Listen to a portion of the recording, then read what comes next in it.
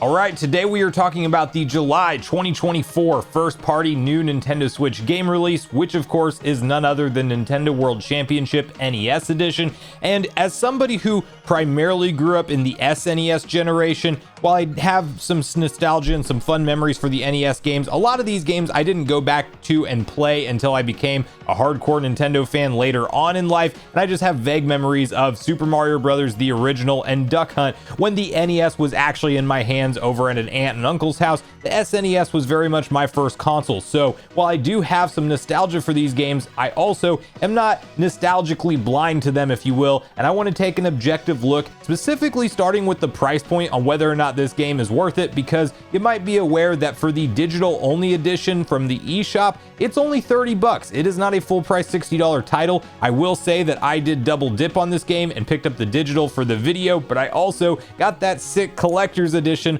just to have as a Nintendo fan, because it has a lot of cool additional items in there for $60. That has yet to come in at the time of filming this video, but the gold NES cartridge that is of course the throwback to the Nintendo World Championships from back in the day, numerous different game card cutouts, and a pretty cool looking art book. It sold me for $60 personally, but that doesn't necessarily mean it's worth your $30 or $60 as a purchase today amongst all the other games you can pick up right now on the Switch. So we're going to deep dive the question on whether or not Nintendo World Championships NES Edition is indeed worth it. And before we do, make sure you like, subscribe, and turn on your bell notification to join Sunbro Nation if you're new here.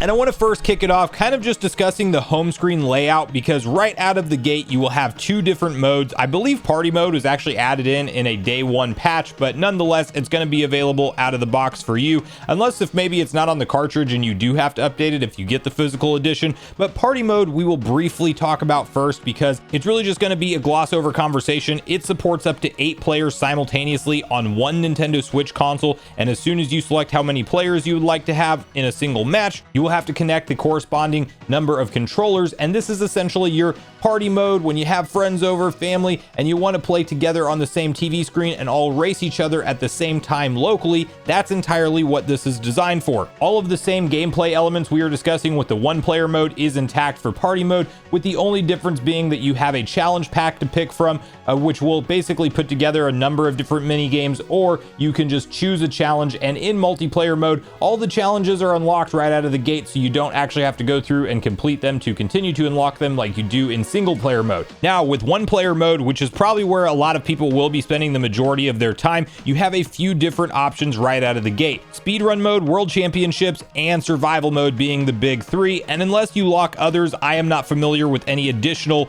main gameplay options in terms of how you progress here. Now, I spent the majority of my time in speedrun mode, which essentially just lets you practice every game, but there is an unlock and progression, and you're earning badges throughout as you can get up to an S tier rank. At least that's the highest that I've gotten on any of said mini games, but a lot of times you're landing in the B++, A+, or A++ range, and S rank you really do have to just do it insanely fast to clear it with that. But I'm sure we're going to have plenty of people out there showcasing a S rank everything on all of the various mini games within Nintendo World Championship NES Edition. Now, it's kind of a nice cross media bar type of layout where right at the top you see Super Mario Bros, Legend of Zelda, Metroid. You can scroll down through all of the NES classics that are included in this: Donkey Kong, Kid Icarus, Super Mario Bros 2, Excite Bike, Ice Climbers, Balloon Fight, Super Mario Bros 3, Zelda 2, Link's Adventure, Super Mario Bros The Lost Levels in the US, or Super Mario Bros 2 over in Japan, and Kirby's Adventure are the games you can select from.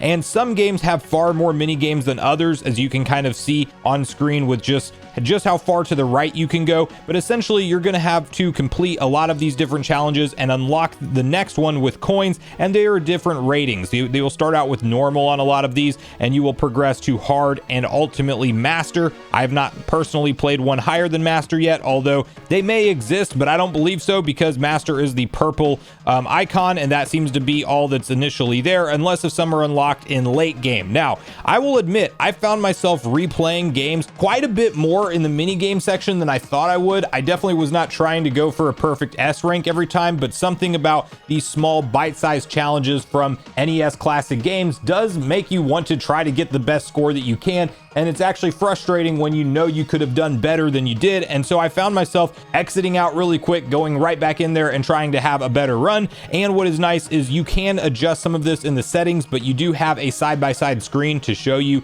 your previous progression and best time right next to your current attempt. So you can kind of always be in the know if you've messed it up, and basically might as well just restart as opposed to progressing. Some of these mini games are incredibly short. I'm talking like 3-4 seconds long. Other ones you have like complete the original Super Mario Bros. 1-1 level, which is going to be more upwards close to a minute potentially. Just depending on what kind of mini game you are playing, it may be extremely short or a little bit more lengthy. Up and Out on Metroid, another one that took me more around like the 39-40 second range to complete. But a lot of these are quite honestly within like the 10 seconds and under range from what I can tell, especially when you're talking about the beginning stages. And as you rank up and unlock more stages within different games, you will of course have some lengthier missions. Now, from there, I want to talk about the World Championship mode, as the game is named after, and to me, this mode has a lot left to be desired. It is fun, but it's also something that seems very limited because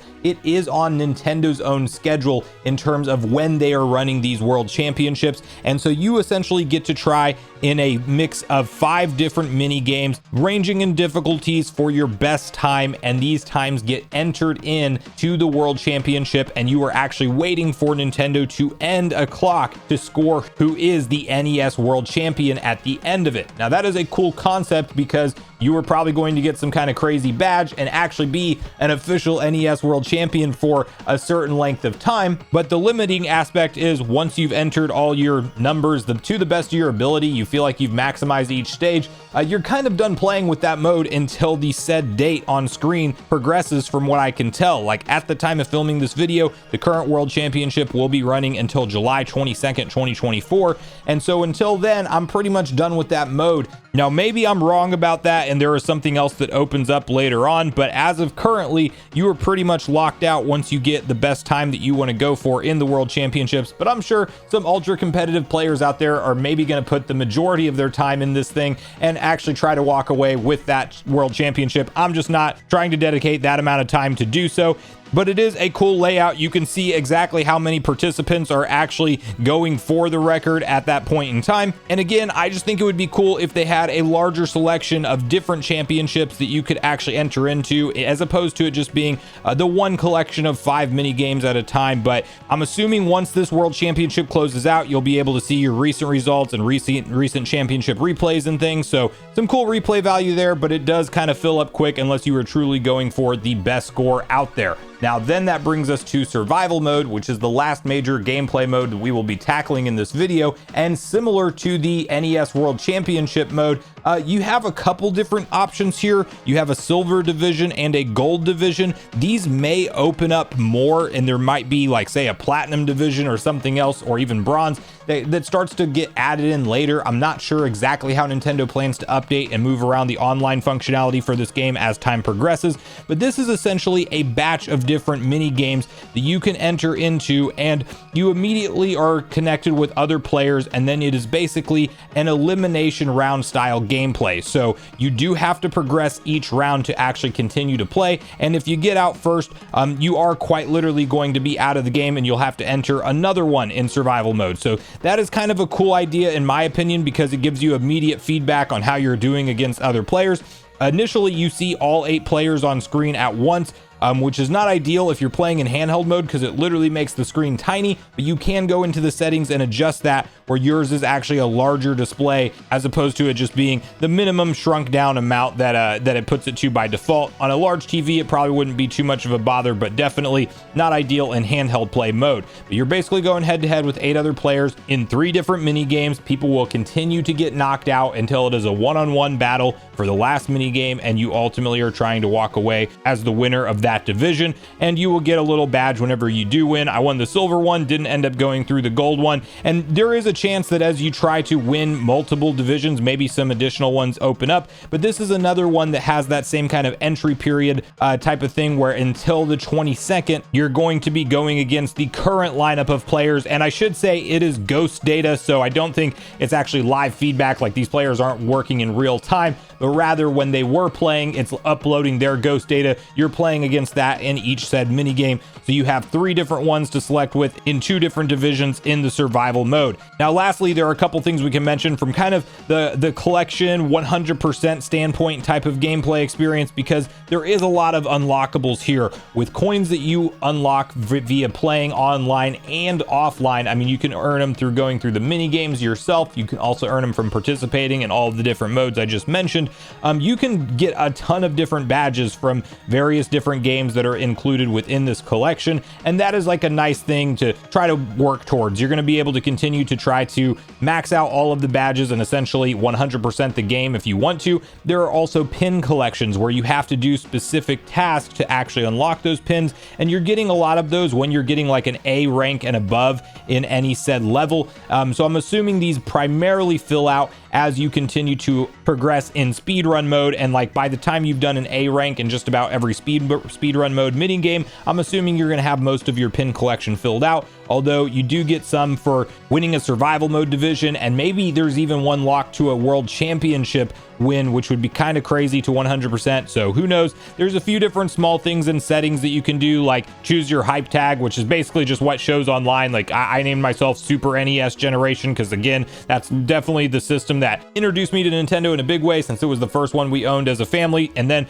your favorite NES game, and then you can set up all of your different equal screen sizing or prioritizing your own screen, and just a few different off and on type options you can go through there. And that is really the entirety of the content you are getting here. So by no means is this a lengthy first party $60 worth of content Nintendo Switch game, but they are not also asking $60 for this. And I do think that at the $30 price point, the conversation around is this worth it or not largely comes down to if you enjoy the NES library of games. If the answer to that question is yes, this is a great reason to go back and replay some of them in a fresh new perspective with the time trial type of mechanic. It's really cool to hear some iconic music from your favorite NES games from back in the day and kind of get that nostalgia flooding again, but just in bite-sized pieces. And as I mentioned, I found myself really replaying stages over and over, quite a bit more than I expected myself to do. So I'm personally having fun with this game. It is definitely on the lighter side in terms of content, and so I think $30 is an accurate price for it. It's not a steal, and it's also not a bad deal in my opinion.